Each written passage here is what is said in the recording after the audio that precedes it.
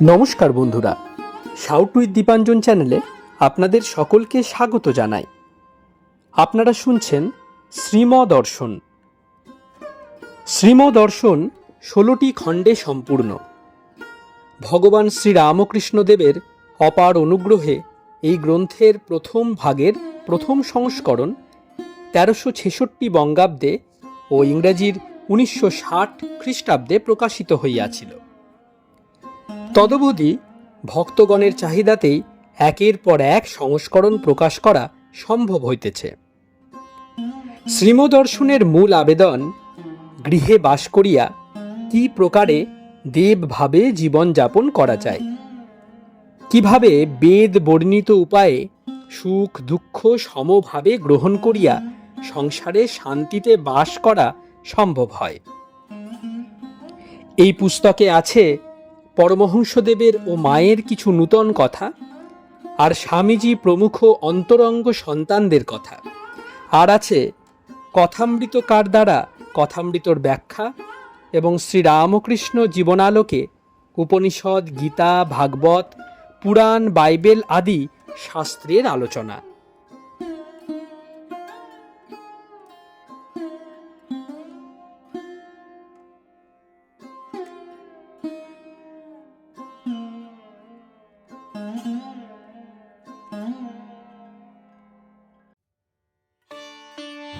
আপনারা শুনছেন স্বামী নিত্যাত্মানন্দ বিরচিত শ্রীমদর্শন, আজ 140তম পর্ব। আসুন আজকের পর্বটি শুরু করা যাক।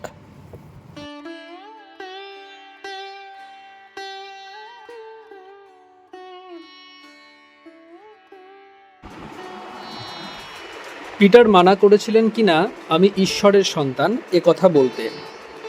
স্ক্রাইবস আর ফেরিসিসরা মানে ধর্মযাজকগণ আপত্তি করেছিলেন বলে খ্রাইস্ট মোটেই তোয়াক্কা করেন নাই। তিনি সত্য কথা বলবেনই, এতে যা হয় হোক। দীক্ষার পর 40 দিন বনে ছিলেন খ্রাইস্ট। তখনই সব প্ল্যান ঠিক হয়ে গেছিল ফাদার অর্থাৎ ঈশ্বরের সঙ্গে। ফাদারের আদেশেই এই কথা বলে প্রচার করতেন, I am the son of the man, আমি ঈশ্বরের সন্তান। ফাদারের আরেকটা আদেশ ছিল, জগতের কল্যাণের জন্য যিশুকে ক্রুশে বিদ্ধ করে প্রাণত্যাগ করতে হবে। এ দুটি আদেশই অম্লান বদনে পালন করেছিলেন। ঈশ্বরের আদেশ পেলে এইরূপ প্রচণ্ড শক্তি লাভ হয় শ্রীম ভক্তদের প্রতি। ঠাকুর বলতেন, মা জ্ঞানের রাশ ঠেলে দেন। এর দৃষ্টান্ত দিয়ে একদিন বললেন, রাজেন্দ্র মিত্তিরের বাড়ি যাব, অনেক বড় বড় লোক আসবে সেখানে, তাই ভাবলাম গোটা কয়েক বাছা বাছা কথা মনে করে নিয়ে যাওয়া যাক, তাই বলবো সেখানে। ওমা, যেই গেছি অমনি সব ভুলে গেলাম। সকলের হাস্য। এমনই এই দৈবী ব্যাপার। একদিন একজনকে ঠাকুর বললেন, একটু ডুব দিতে হয়, কেবল উপরে উপরে ভাসলে হয় না। বহুমূল্য মানিক অতল জলে থাকে, ডুবুরি ডুব দিয়ে দবে ওই সব তোলে।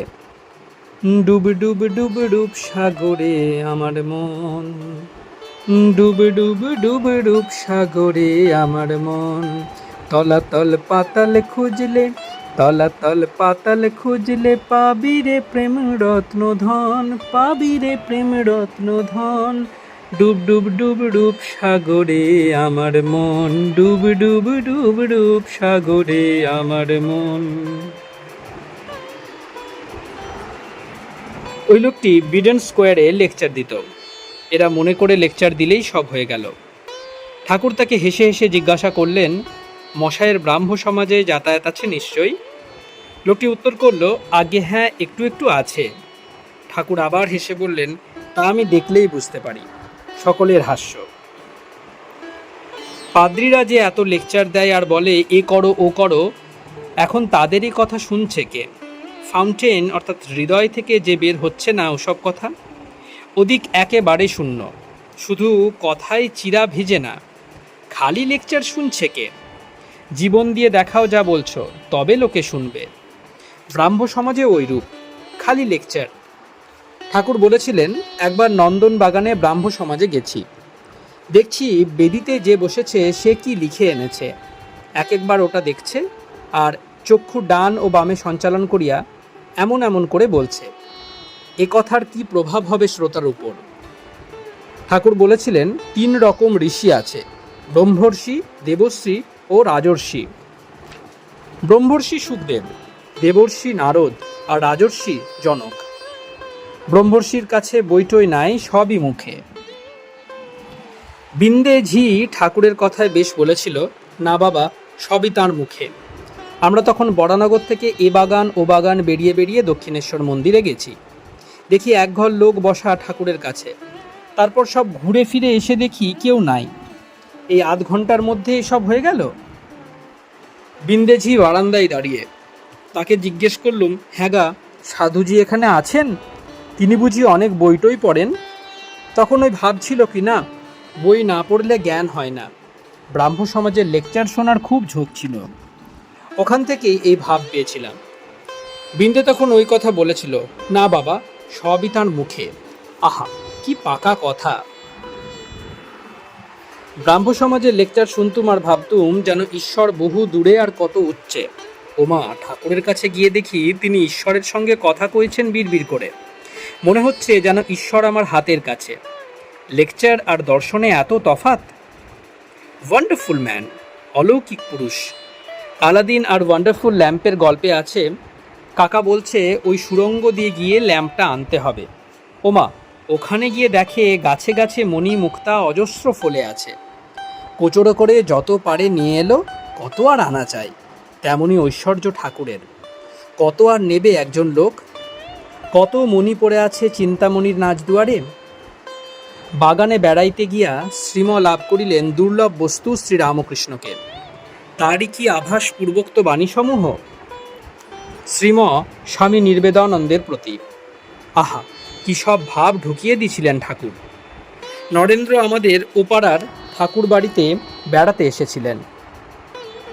বলছেন, ঈশ্বরই যখন সারবস্তু, তিনি যেমন বলেছেন, তখন তার দর্শন না হলে প্রায়োপবেশন করাই উচিত। রাখাল বলেছিলেন, সব ছেড়ে দিয়ে পশ্চিমে কোনো বাগানে গিয়ে তার সাধন ভজনে ডুবে যায়।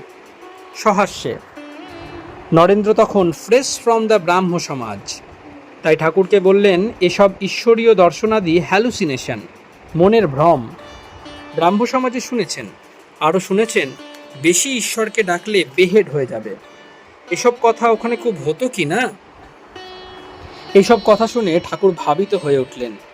নরেন্দ্রর কথায় তাঁর খুব বিশ্বাস। শিশুর স্বভাব।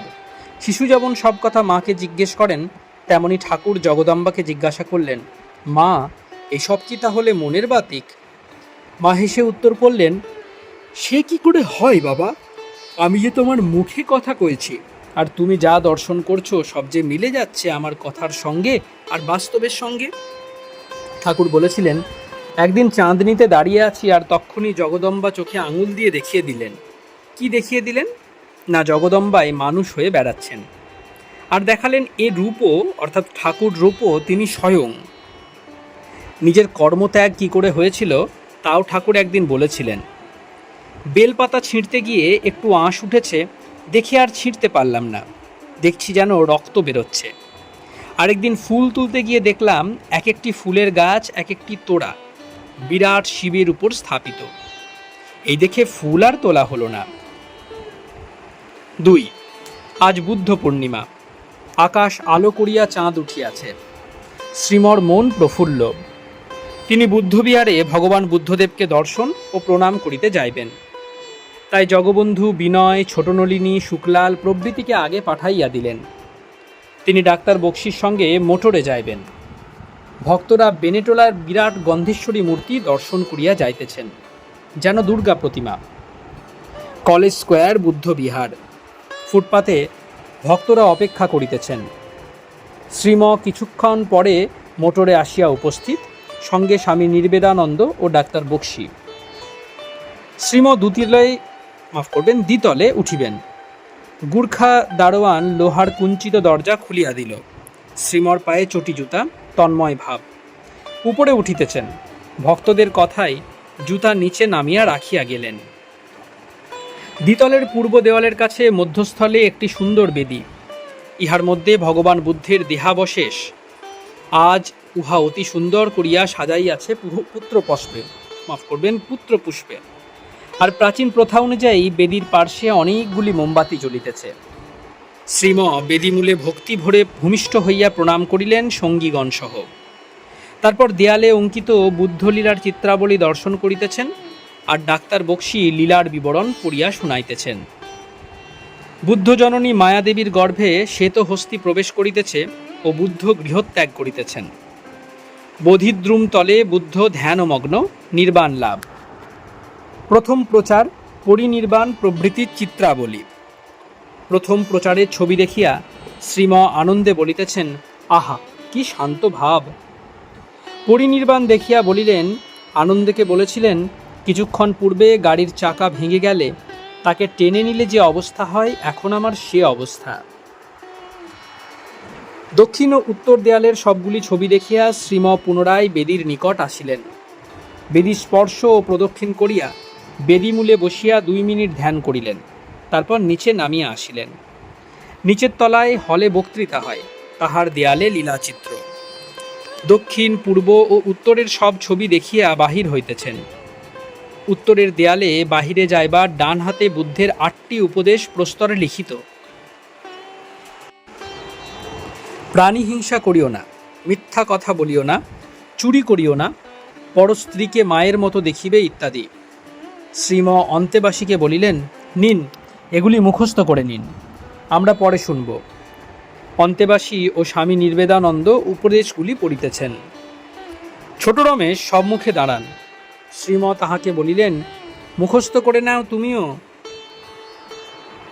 বিহারের নিচে ফুটপাথে শ্রীম দণ্ডায়মান। শ্রীমর চারিদিকে সাধু ভক্তগণ, স্বামী নির্বেদানন্দ, সঙ্গী মাস্টার, সুরপতি, ডাক্তার বিনয়, শুক্লাল, মনোরঞ্জন, ছোট জিতেন, সুখেন্দু, ছোট রমেশ, জগবন্ধু প্রভৃতি। প্রথম 3 জন বিদায় লইলেন। শ্রীম ভক্ত সঙ্গে কলেজ স্কোয়ারে প্রবেশ করিলেন। রাত্রি প্রায় 10টা। শহরের কর্মকোলাহল অনেক কমিয়া গিয়াছে। স্কোয়ারে অনেক অল্প লোক।